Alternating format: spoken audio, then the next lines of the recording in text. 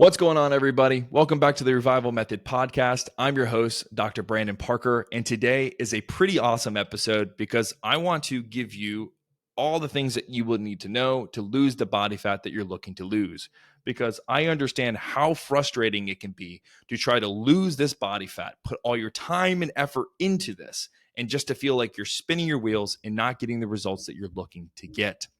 So before we get into that, I do have a small ask of you.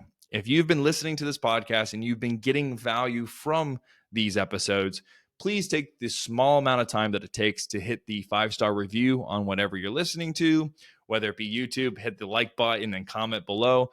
That would mean the world to me, because my goal is to try to help as many people as possible.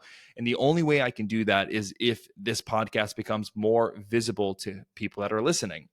If you want to take it a step further and really help me, you can screenshot the screen that you are currently listening on, repost it to your Instagram story feed, and tag me in it. I would love to repost that. And the reason why I am putting a lot of effort into this podcast is because it allows me to go a little bit deeper. Well, I would say much deeper on these topics and talk about the complexity, because doing it on social media, it just gets buried because that's what the algorithm does. So if we can get this out to as many people as possible, I feel like my impact will be at its largest. So without further ado, let's jump into this, right? So my hopes are we're going to talk about the 3 layers of, complexity for this topic, and then we'll get into some troubleshooting on why some people might not be losing the fat that they're looking to lose, okay?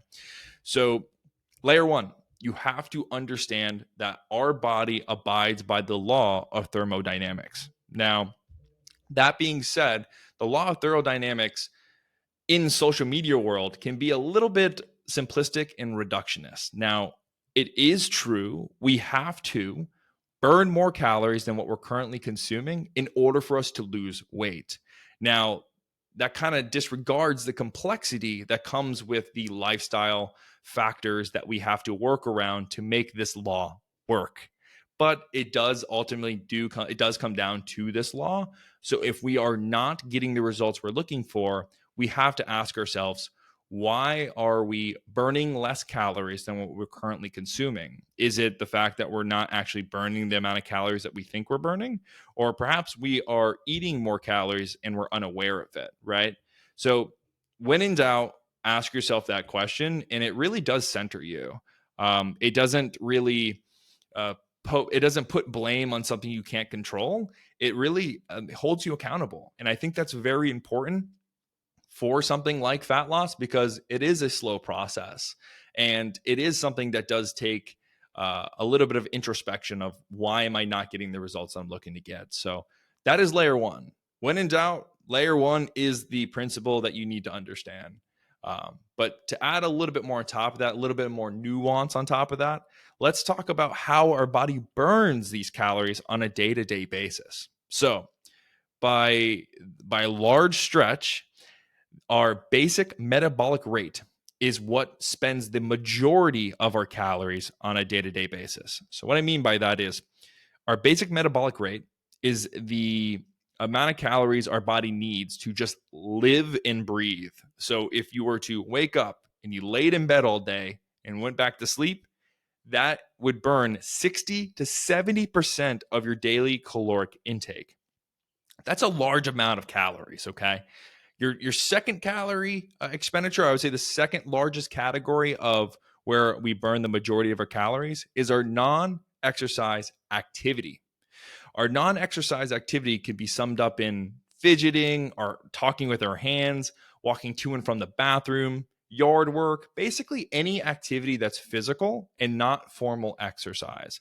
That makes up 20% of our caloric burn.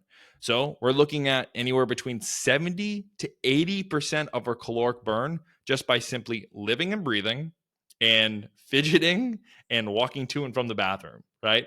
So when you start to understand that, we start to shift our priority a little bit, right? So let's go on to the third category. We have the thermic effect of food, which is 10% of our daily caloric intake. Thermic effect of food is, simply put, the amount of energy your body spends breaking down the food that you're eating into something that your body can actually use for energy. So that being said, like, when you're eating a bunch of protein, your body can't just use that protein immediately for energy. It has to break it down into its most simplest form so it can be used. Okay. So that's 10%. So now we're at basically 90% of your daily caloric intake is living and breathing, fidgeting and talking with your hands, and of course, like, yard work and stuff like that. And then eating food. Yes, you are burning calories while eating food. And then that last 10% is where everyone focuses all their energy on, which is exercise. See, you have these people that are just slaving away on the treadmill, just really crushing themselves in the gym just to really maximize a 10% caloric burn, right? So you see how low leverage that can be when comparing it to the 60 to 70%, the 20% of the things we talked about earlier. I love bringing this up because when we start to shift our focus to what is the biggest buckets of water, if you will, you start to really look at exercise for what it is versus where you need to be focusing your effort is more so the nutrition side of things. Now, exercise is very important. It helps you preserve muscle mass. It helps you preserve protective strength and mobility. And I will never discredit exercise. It's like my favorite thing to talk about. But when it comes to fat loss, people receive fat loss by abiding by layer one, which is your law of thermodynamics, burning more calories than what we are consuming. Okay. But let's go on to layer three. Okay. And that is your protein intake. Because when I'm coaching, the thing that I tell my clients to focus on the most, and it's because it's usually about building strength, building mobility, and losing body fat, I tell them to focus on two things: caloric intake and protein intake. Your carbs and fat are important, but if your goal isn't performance based, we don't necessarily need to tweak them, really split hairs with them. They usually can fall where they fall on your typical diet, and it meets the requirements that you need to reach your goals and live in a healthy and optimal lifestyle. And you're not pulling your hair out to make sure that you're dialing in your carbs and fats. Okay. So why is protein intake so important?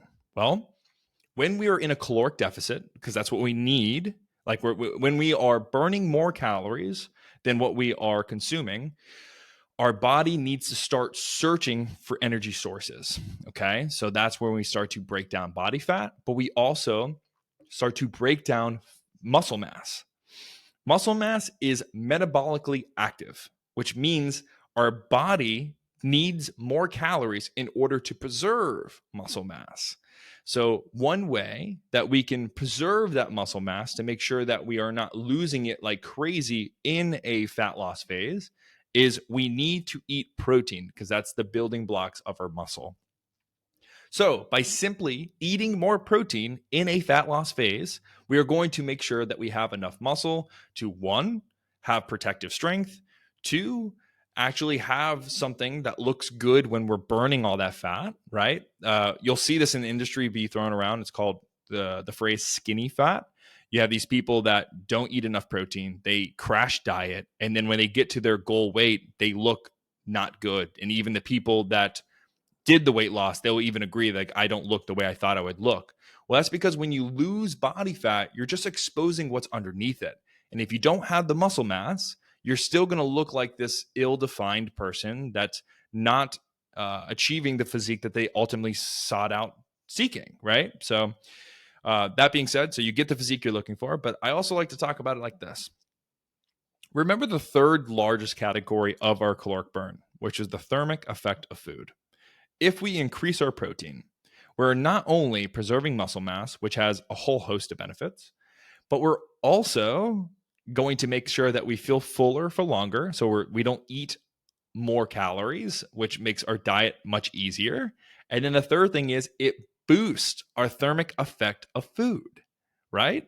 So that thermic effect of food goes up because protein takes more energy to break down into a usable energy source. So it's almost like a hack, if you will. I hate using the word hack, but it's kind of like a hack. Like you increase your protein and it just has nothing but benefits.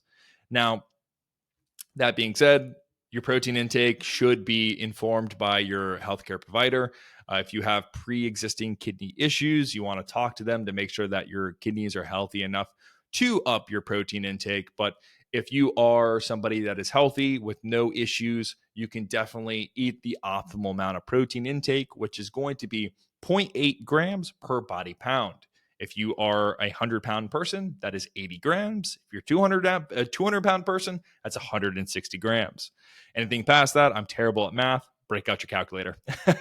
So those are the simplistic layers that if you understand, you will get the results that you're looking to get. I promise you. I don't just take my word for it. You can see my client results. They all lose body fat, build protective strength, and unlock lost mobility by simply following these 3 layers. Okay. And on top of that, they say this all the time. They're like, I didn't even feel like I was dieting. I always felt full, and I couldn't believe that I was losing the body fat that I wanted to lose for years. And it's simply following these 3 layers. I'm pulling back the curtain. I'm telling you everything that I do with my clients. I promise you. Now, I do want to jump into some caveats because navigating these circumstances could get a little hairy, and people might not understand why they are not getting the results they're looking to get. Okay. So let's talk about a recent study. There was a recent study that showed that the ages between 20 and 60 years old, the metabolic rate does not change. What I'm trying to say is a 25-year-old and a 45-year-old, if they are pretty much the same person with the same muscle mass, they will have the same metabolic rate. They'll burn the same amount of calories.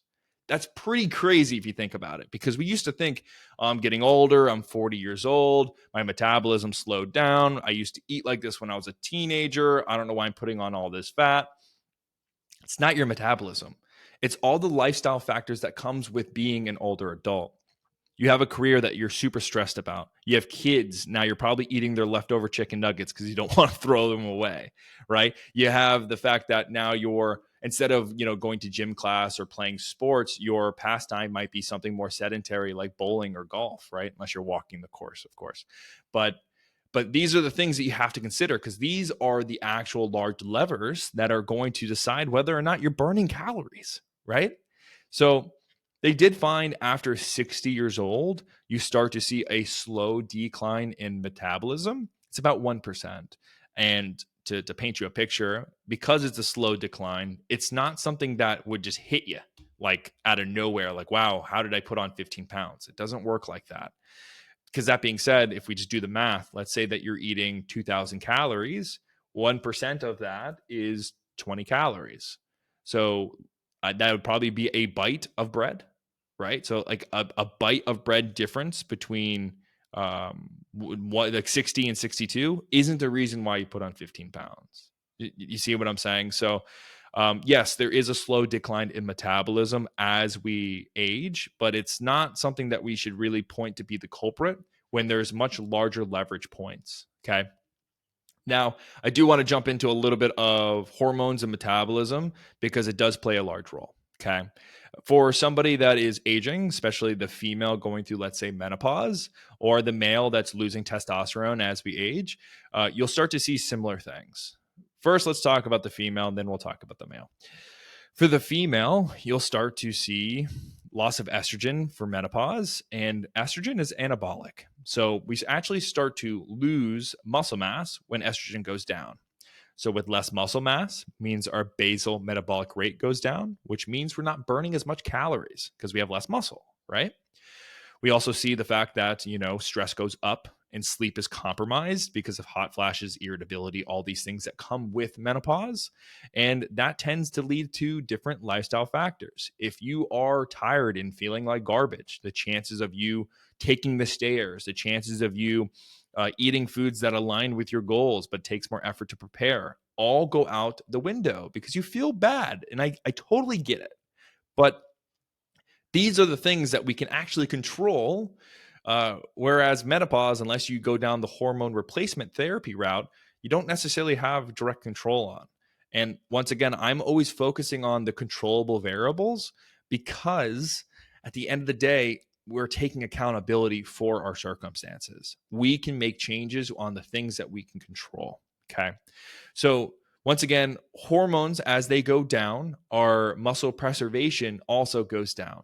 And that's where we have to start to really focus on exercise and protein intake and making sure our sleep is well, because that all helps preserve the muscle, which is metabolically active. Okay.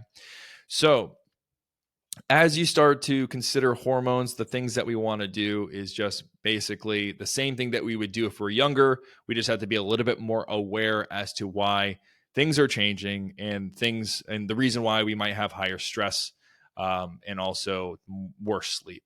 Okay. One thing that I do want to cover, this is something that's pretty paradoxical and most people will not know about, and it goes over their head, is metabolic adaptation. And you see this in the older populations because they're trying to combat the increased body fat storage because of the hormone decline and the lifestyle changes. So let me paint this picture. Man or female, this happens with both of genders, and I see it all the time with my clients. You see this decline in caloric intake because they know about the law of thermodynamics. They know they have to eat less than what they burn in order to lose weight. But what is crazy about this is they eat so little and they exercise so much that our metabolism begins to adapt. And what I mean by that is, no, it's not starvation mode. Okay. It's actually happens like this. You are eating very little calories. So your body knows there's not a lot of energy to go around. And it knows that you've been exercising like crazy. So you eat a little bit, you go for this long walk, you burn all these calories. For the remainder of the day, your non-exercise activity will plummet. And what I mean by that is you're fidgeting, you're walking to and from the bathroom, your hand gestures when you talk all just disappear. All these things that burn calories are going to just completely go away because your body's going to conserve that energy because it knows it's not going to get more calories in the future. So what do we do for these people that keep lowering their calories and they keep upping their exercise and they're not actually seeing a change on the scale? Let's talk about it through the lens of layer one. Okay. Layer one, we have to burn more calories than what we actually are eating. But what happens is this: we lower our calories and our body tries to conserve energy. So our non exercise activity actually goes down. So, yeah, we're eating less, but we're also burning less because we're not fidgeting anymore. We're not walking anymore. We're not doing all these things. I'll take it a step further. As they are dropping their caloric intake, the average person isn't eating enough protein. As we talked about earlier, we have protein to preserve our current muscle mass. So as you keep lowering these calories, your body doesn't have any energy to function or even preserve muscle. So that means their basic metabolic rate also comes down. So now you have your non-exercise activity coming down because there's not enough energy to go around, but you also don't have enough muscle on the body to promote your basic metabolic rate. So then you have this cascade effect where they're tired, they keep storing body fat, they're no longer strong, they're more prone to injury. And if you're injured, you can't exercise anymore. So it is a complex problem. And the crazy part is this: the solution is something that most people wouldn't even think to do. And it's actually reintroducing calories back into the diet. Because once again, you almost know just enough to be dangerous, but it actually becomes something that shoots yourself in the foot. Because if you are eating more calories, how are we actually going to lose body fat? Well, you see, as we start to slowly introduce calories back into our normal daily routine, our body will start to feel and move better, and we start to burn more calories in the non-exercise activity category. Then, of course, over time, as we introduce more calories and we continue to resistance train, then we start to promote more muscle, which then we start to boost our basic metabolic rate. So in this circumstance, most of my clients actually have to gain a little bit of weight, some not always, but some of them do, in order for them to reset everything, to prime their metabolism, if you will, to then actually burn the calories again, burn the body fat again, and actually have a healthy weight loss phase. So once again, if you're in this situation where you're metabolically maladaptive, you have to slowly add calories back into your diet. Like when I say slowly, I mean an additional 1 to 300 calories per day on a weekly basis, and check your weight. What you're going to see is this: you're going to see most of the time, you're actually not going to gain weight for the first like month. Because when this happens, your body just equally starts to get more and more active as you add more and more calories. Now, there's going to be a point where you kind of find like a plateau, and that's where you should hang out, where you're no longer putting on a lot of weight. You're no longer adding more calories and you're no longer adding weight. You hang out there while we build muscle. And then as time goes on, you start to feel really good. Then we can start to talk about restricting the calories little by little to start burning that body fat. But I can understand why people don't try this technique, because it just doesn't seem right. It seems counterintuitive. But that's how we get success with people who have been chronically dieting for a very long time and wondering why they can't lose any weight. An anecdotal example of this is we had a client who legitimately felt cold all the time and lethargic. And by simply adding a little bit of calories into their day to day intake, they started to feel warmer again. It's essentially your metabolism was sparking. You're bringing more bodily warmth to themselves, which was a pretty cool, I guess, side effect, if you will, of actually being a little bit more metabolically active. So those are some roadblocks that you might have to navigate. The other things that I wanted to talk about, these ones are pretty straightforward, pretty simple, but don't underestimate how many people mess this up. Okay. First and foremost, you're probably eating more calories than what you think. If you are not abiding by the law of thermodynamics, layer one, you're either not going to lose weight or you're going to continue to gain weight, right? And that can be simply put: are you tracking everything properly? Now, before I get into this a little bit deeper, understand that I don't want people to be tracking their food for the rest of their life. That is tedious, but it's more so an activity that you do until you build the skill set to understand what you're eating and how you can guesstimate these foods. So it kind of turns into intuitive eating, where you kind of look at a meal and you understand like, oh, that has a lot of calories, that has a lot of protein, has a lot of fats, so on and so forth. But as you're tracking, you need to understand that you have to track relatively everything. Your cooking oils, which if you're, let's say, using olive oil, that's going to be somewhere between 120 to 300 calories if you're heavy-handed. You have to make sure that you're not necessarily snacking at random, but more so you're aware of the foods you're snacking on, and just making sure that you're accounting for the sugary drinks that you might be drinking or anything that has calories. We should be at least understanding that it's coming into our diet, right? Now, if you have that all pretty much handled and you're tracking everything, the other most common issue I see is people have weekend flings. They do really good Monday through Friday, and then even Sunday they do great. But that Saturday night, they go out, they have their drinks, they have their foods, and they wonder why they're not making any progress. One night of you eating a large surplus of calories can derail your progress. And that's not me saying, hey, don't go out, don't have fun, don't have your drinks.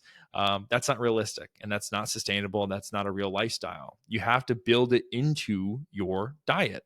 If I know I'm going to go out and have a great time and eat a lot of foods and drink a couple of drinks, I'm going to make sure that my breakfast and lunch are lighter on the calorie side. It's as simple as that. It does go back to that simple math equation, but when people don't actually account for this, they are in a small deficit Monday through Friday. Let's just say Monday through Friday, they created a deficit of, let's say, 800 calories, right? And then they go out to eat on Saturday night and they have multiple drinks, they have all these foods, and then they're in a surplus of 1,600 calories. Well, not only did you negate the progress that you were making, but you actually backtracked a couple of days as well. So I want you to be aware of that. We have to make sure that everything is slow so we preserve muscle mass, and slow because it's sustainable that way. But you also want to make sure that you're staying somewhat aligned with your goals so it doesn't take forever to reach your goals as well. So I hope all of this has given you at least some type of perspective and give you some type of a roadmap so you feel a little bit more in control of your circumstances. But once again, I just want to do a quick recap. You have layer one, which is your law of thermodynamics. We do have to eat less than what we are burning in order for us to lose weight.